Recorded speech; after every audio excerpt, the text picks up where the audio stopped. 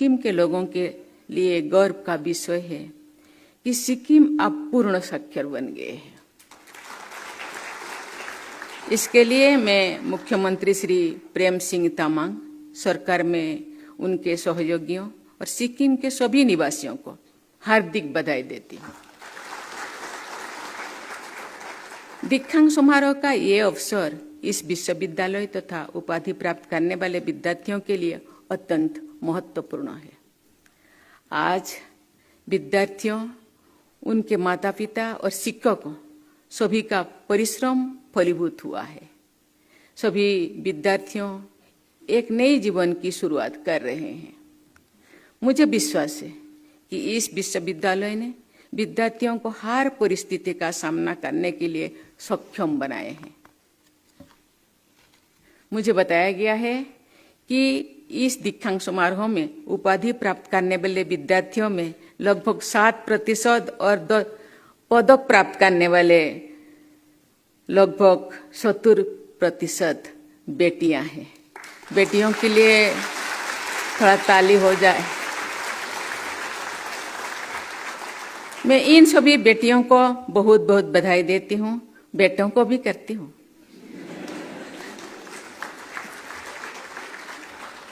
ये उपलब्धि न केवल हमारी बेटियों के लिए प्रतिभा, परिश्रम और संकल्पों का परिचायक है, बल्कि एक शिक्षा के माध्यम से महिला सशक्तिकरण का प्रभावशाली उदाहरण है। आज एक महिला सशक्तिकरण उदाहरण माननीय मुख्यमंत्री ने मेरे हाथों दिलाए हैं। वो है आत्मनिर्भर और महिला सशक्तिकरण। आने के टाइम 2 पिंक बस है उनके लिए, जहाँ महिलाएं ड्राइवर है, महिलाएं कंडक्टर है और महिलाएं वहाँ सवार कर रहे हैं। ये भी एक महिला सशक्तिकरण का एक कदम। बेटियों को आगे बढ़ने के समान अवसर मिले और ये देश के विकास की गाथा में पूर्ण रूप से भागीदार कर सके, ये सुनिश्चित करना भी ये पूरी समाज के लिए एक कर्तव्य है। देवियों और स्वजनों, प्रकृति की गोद में बसा सिक्किम अपनी प्राकृतिक सुंदरता, संस्कृति और जैव विविधता के लिए विशिष्ट पहचान रखता है। हिमालय की सबसे ऊंची चोटियों में से एक कंचनजंगा सिक्किम को प्रकृति का अमूल्य उपहार है। मैं धन्यवाद देना चाहती हूँ भगवान को कि इसे सुंदर प्रकृति का उपहार सिक्किम को दिए हैं। इस चोटी को सिक्किम के लोग अपनी रक्षा करने वाली देवी मानते हैं। उनमें प्रकृति के संरक्षण और संवर्धन के प्रति जिम्मेदारी की भावना दिखाई देती है।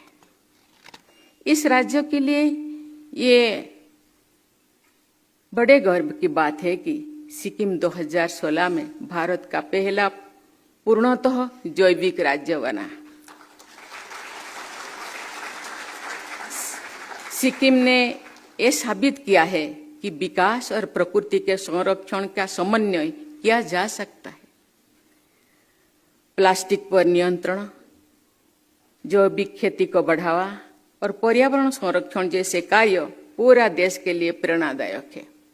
सिक्किम से देश सीखना चाहिए। यदि हर व्यक्ति अपने आसपास की स्वच्छता, प्रकृति और समाज के प्रति जिम्मेदार बने तो देश तेजी से प्रगति कर सकता है। देवियों और स्वजनों, हिमालय की गोद में स्थित होने के कारण सिक्किम विश्वविद्यालय की विशेष जिम्मेदारी बनती है। इसे केवल शिक्षा और शोध के केंद्र के रूप में नहीं, बल्कि इस क्षेत्र की भाषा, संस्कृति और पर्यावरण के संरक्षण की दिशा में भी विशेष प्रयास करना चाहिए। मुझे प्रसन्नता है कि इस विश्वविद्यालय द्वारा आधुनिक शिक्षा को स्थानीय परंपराओं, इकोलॉजिकल कॉन्शियसनेस और सामाजिक उत्तरदायित्व के साथ जोड़ा जाता है। यही विश्वविद्यालय और विद्यार्थी को समग्र विकास की दिशा में आगे बढ़ाने का उचित मार्ग है। मुझे बताया गया है कि ये विश्वविद्यालय एकमात्र ऐसा केंद्रीय संस्थान है जहां पीएचडी स्तर तक लिम्बू, लिम्चा और भूतिया पाठ्यक्रमों के अध्ययन एवं अनुसंधान की व्यवस्था है। यहाँ हिमालय क्षेत्रों में क्रायोस्फीयर डायनामिक्स, क्लाइमेट चेंज के प्रभावों तथा उनसे उत्पन्न संभावित क्षेत्रों के संदर्भ में ग्लेशियर्स पर अध्ययन एवं अनुसंधान किया जा रहा है। भाषाएं, क्षेत्र और समाज की संस्कृति, परंपरा और इतिहास को संजोकर रखती है। मुझे ये जानकर प्रसन्नता हुई है कि इस क्षेत्र की लुप्त प्राय भाषाओं के संरक्षण और संवर्धन के लिए सिक्किम विश्वविद्यालय में सेंटर फॉर एंडेंजर्ड लैंग्वेजेस की स्थापना की गई है। इस सेंटर से ये अपेक्षा की जाती है कि वो सिक्किम और उत्तरी बंगाल की लुप्त प्राय भाषाएं परंपराओं को कंजर्वेशन, डॉक्यूमेंटेशन और रिविटलाइजेशन में महत्वपूर्ण भूमिका निभाएगा। प्रिय विद्यार्थियों, नॉर्थ ईस्ट का विकास देश की समग्र विकास के लिए अनिवार्य है। पूर्वोत्तर क्षेत्र का विकास और राष्ट्रीय विकास के लक्ष्य आपस में जुड़े हुए हैं। यहाँ के युवाओं में असीम प्रतिभा है। इस संस्थान में सिक्किम सहित अन्य राज्यों से आए हुए विद्यार्थियों से मैं आग्रह करना चाहूंगी कि आप सब एक दूसरे के संपर्क में रहे और मिलजुल कर राष्ट्रीय विकास में योगदान देने का भावना में आगे बढ़े। आप अपने योग्यता और निष्ठा के बल पर वंचित वर्गों के लोगों के जीवन को बेहतर बना सकते हैं।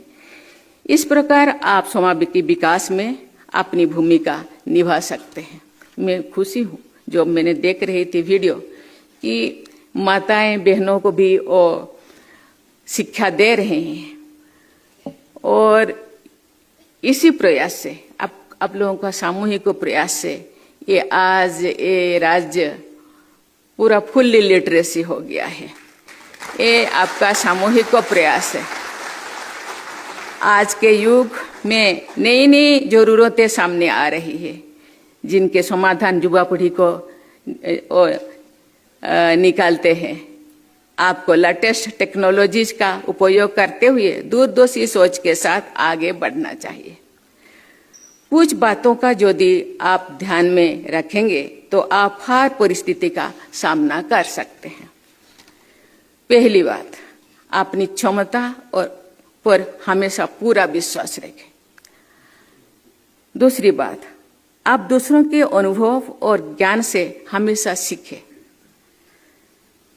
जहां से भी हो सके ज्ञान और कौशल अर्जित करते रहना चाहिए, क्योंकि सभी के पास कुछ ना कुछ ज्ञान है, सबसे सीखना चाहिए। तीसरी बात, आइसोलेशन में नहीं कोलैबोरेशन से आगे बढ़े। टीम स्पिरिट हमेशा सहायक देती है। आप सब तो इतने अच्छे संस्थान से शिक्षा लेकर जा रहे हैं, कोशिश करके कि समान लाखों वाले युवा अपने ग्रुप्स बना ले और मिलकर अपने लक्ष्यों को प्राप्त करें। इससे आप रिसोर्सेस का भी सही उपयोग कर पाएंगे और अपने आइडियाज को और अधिक बड़े पैमाने पर कार्यरूप दे पाएंगे। चौथी बात, मैं ये कहना चाहूंगी कि अपने लक्ष्यों को प्रायोरिटाइज करें। शॉर्ट टर्म और लॉन्ग टर्म गोल्स तय करें और उन्हें अचीव करने की स्ट्रेटेजी भी बनाएं। शॉर्ट टर्म गोल्स आपको हर दिन मोटिवेटेड रखेंगे और इनसे आपको लॉन्ग टर्म गोल्स को अचीव करने में मदद भी मिलेगी। शिक्षा आत्मनिर्भरता का महत्वपूर्ण साधन है। आप अपनी शिक्षा के बल पर सक्षम बने और देश तथा समाज की भलाई के लिए कार्य करें। बस 2047 तक विकसित भारत के निर्माण के लक्ष्यों की ओर हम आगे बढ़ रहे हैं। मुझे विश्वास है कि आप जिस क्षेत्र में भी कार्य करेंगे, एफिशिएंसी, इक्विटी और सस्टेनेबिलिटी के मूल्यों को आत्मसात करते हुए आगे बढ़ेंगे।